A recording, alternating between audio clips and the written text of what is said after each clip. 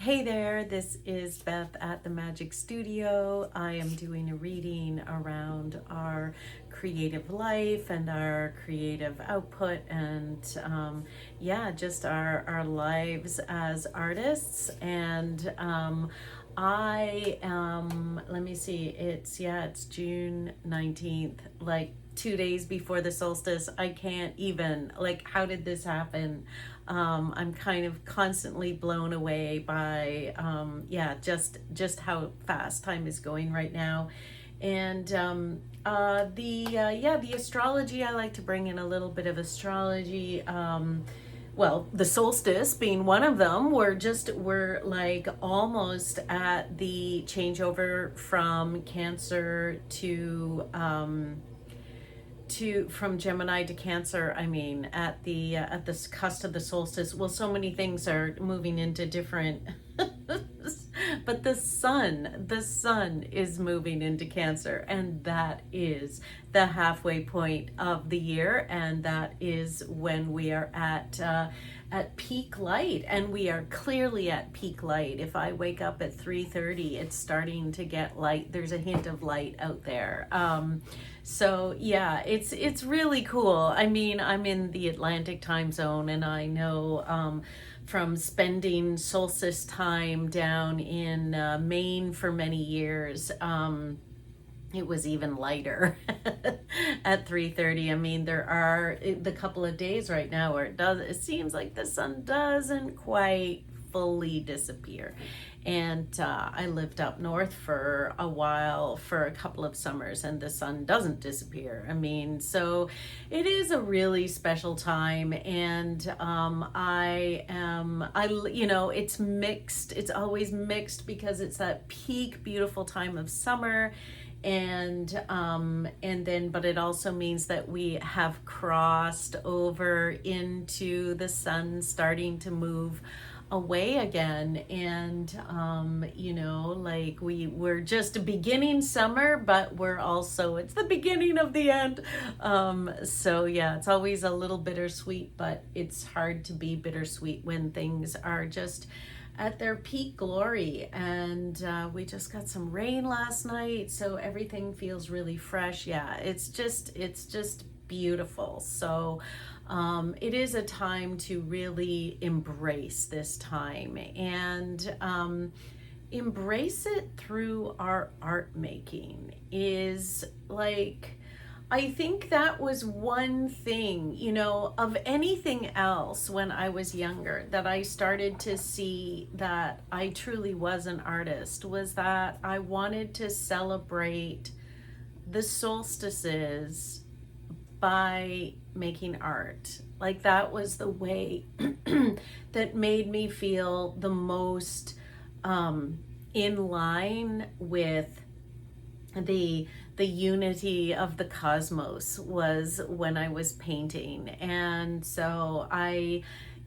lot of people I knew went to solstice gatherings, and people had asked me to lead solstice gatherings, and I think even did a couple of times, but really I wanted to be painting. And most of the time, that's exactly what I want to do, is I want to paint through the solstice. And that would get me back on track again, because summers can be really distracting, and because we want to be outside as much as possible, and it's hard to go in the studio, but then you go outside and you want to be swimming. Anyway, it's a whole thing.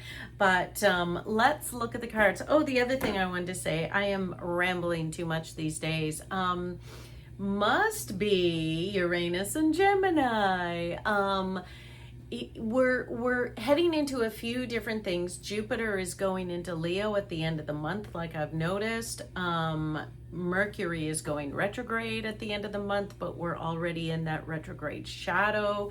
And today Chiron goes into Taurus. So we have a lot, always a lot. Like, it used to be like a couple of things a year, and now it just seems like a couple of things a week. So let us look into the cards for this Friday to get us through the weekend, The Muse of Voices. Oh, I love that. That's the King of Swords. How delightful. I'm back. I didn't even realize that, but I am back in my Muse Tarot. 10 of Wands. Be careful of burnout. And into our last... the Five of Swords. Okay, so be mindful of duplicity, of, the Five of Swords is like a battle of, like an argument or a fight, or someone that has a duplicitous nature, or people that are just can't someone wants to win.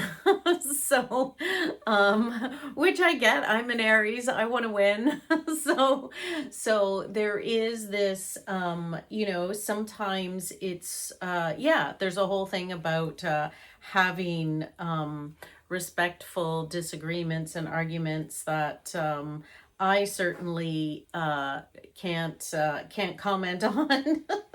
But here's the Five of Voices. So with Chiron entering into Taurus today, we are going to be addressing new wounds for sure. We are going to be healing new places. And Taurus, the sign of Taurus, which rules the second house, these places are going to show up in our belongings, what we own, our connection to the earth, our places where we spend money. Like maybe we spend money on beautiful things, or maybe we spend money on art supplies, or maybe we spend money on power tools and cars, and like there's all kinds of necessities, and so what the necessities that we spend our money on are very important to us. So this kind of stuff might come up. There might be arguments around that, like, what do you value?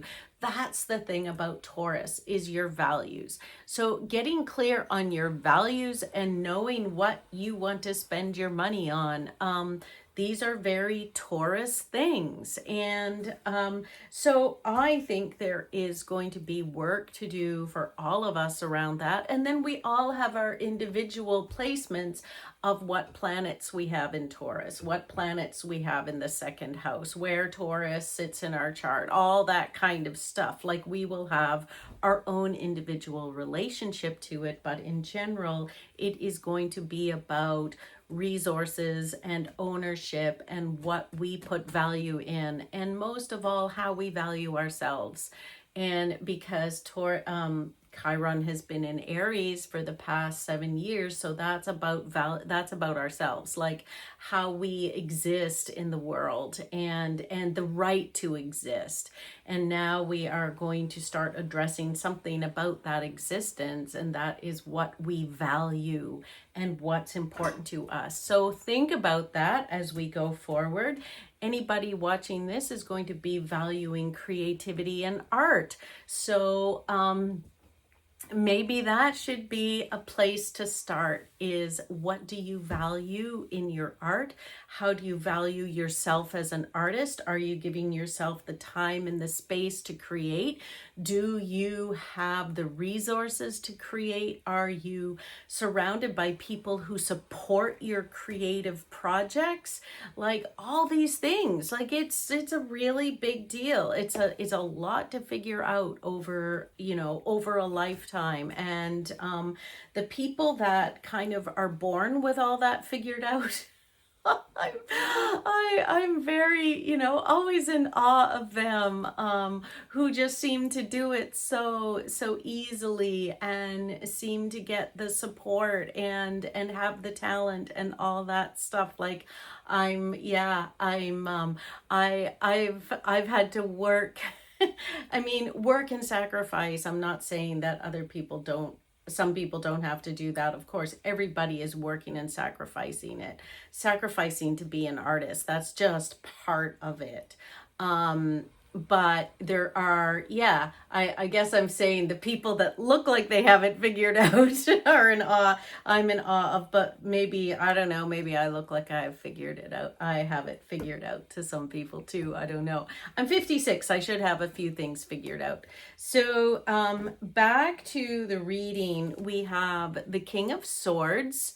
And so the King of Swords is celebrating their ability to articulate their, let's say in this case, their values and their needs and their right to be here, like their right to be, their right to create. And as far as creativity goes, I think like the King of Swords is someone that is really owning their purpose and their place and their you know, they're trying to, I can't find the word, but like it's really taking ownership and authority of that place as an artist. So that is something, and it looks really celebratory here. I mean, it's kind of a strange it's a strange image, but what it is two women dancing under the moon with kites, and they're on some kind of walkway. So they're, you know, you could see it as people that have really mastered something, like, or a person. And with the two people there, I think of Gemini, like this, you know, we all have multiple personalities. We're not just one person, we're multiple people. And so maybe we've aligned them to one purpose. Like you've got all your inner people on board to this one thing, and you're moving towards it with intention, and you're getting somewhere. Like, so there's celebration to be had around that, and there's joy to be had around that. So that's what I'm seeing there. And then the 10 of Wands is really just to remind yourself that if you think you can do it all by yourself, you will burn out. So there is support that is needed, and many hands make light work. And so maybe doing it all yourself is keeping you from doing what you really want to do, which is making more art. So maybe you can you know, hire like a person very part-time to help you with something, or maybe you just say no to certain things so you can stay home and work. I mean, it is very hard to say no. It's hard disappointing people. It's hard letting people down. It's hard missing out. But I know from experience that in order to be an artist, you have to work on your art every day. If not every day, almost every day. And if you're not doing that, then you're you have to prioritize and let some things go. And you also need expanded time where you're not interrupted. And this, I find, this has been the hardest part of my journey, is just like closing that door and just saying no to people who try to open it because no, I'm working. I mean, you wouldn't interrupt a surgeon when they're operating. And it's not to say like, oh, well, you know, art isn't as important as surgery, but wait, like our work is our work. And so like getting like when you close a door to work and that door gets opened, you know, that the distraction is really hard to get back from when you're an artist. And so there's a selfishness that is seen, like artists are seen as selfish for wanting that time alone to work. But if they don't get that time alone, then they can't improve and become a more skillful artist. and then they, you know, maybe they don't get to sell their work, or they remain a hobby artist, or maybe they just are stuck and don't get to ever realize their dreams. There's all kinds of you know, ways that you have to do. So maybe time and freedom is a value of yours to keep yourself from burning out and getting distracted and you know, not following your dreams and not following through. And when you don't follow through on your dreams, it hurts. Like it's a hard life. And so yeah, it's all there, it's all of a challenge. But anyway, these are the things that are showing up right now today, that hopefully will get you through the weekend. And I just want to draw one more card of the Sacred Creators Oracle, again by Chris Ann. Integrate your knowing. The little foxy up there, these cards are really simple. Integrate your knowing. It's number 9. So number 9 is related to the Hermit, and the Hermit is the card in the tarot where the person has gone up to the top of the mountain to gain wisdom, and then they're coming down. There's always a journey. Yeah, I don't need to read this. There's always a journey where you go on this initiation and you learn something, you gain wisdom, and then you need to integrate that wisdom and come back down the mountain and share it with the world. And as you share it with the world, then you get feedback on whether what you've learned is actually wisdom or not. And so, you know, if you share it with the world and the whole world goes, you know, I don't know, then maybe you need to go back up the mountain and learn more and discover more, or you know, maybe there's like bringing other people's input in to help, like it's an exchange, and that is where the energy is and the magic is, and that exchange is what art's about too. And so there's an exchange of money, there's an exchange of interest, there's an exchange of ideas.